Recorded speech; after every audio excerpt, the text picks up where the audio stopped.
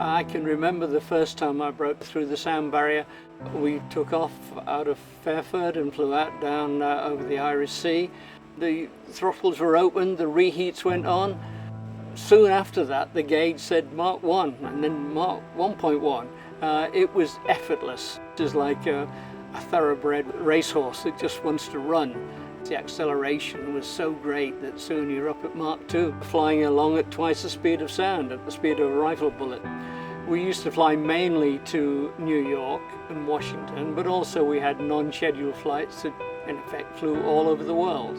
Obviously there were the business people, the businessmen and women that used it regularly, then there were the sports and film personalities, and then there were people that just really had an achievable dream. The main thing was just the excitement and the pride. It was a fantastic machine, it worked brilliantly, but it also was beautiful, and so it had those combinations that pleased both the artist and the engineer. The complexity of the aeroplane is there for all to see, and that's why the course to learn to fly it was twice as long as on a subsonic aeroplane, and we had to know what every one of the 3,000 odd switches, dials and so on did. And we also had an extended training course on the simulator. There were 20 Concordes built. 6 of the aeroplanes were for testing. 2 airlines, Air France and British Airways, and we got 7 aeroplanes each. With just that tiny little fleet, they became seen as an iconic machine. People thought in many ways there was just one Concorde.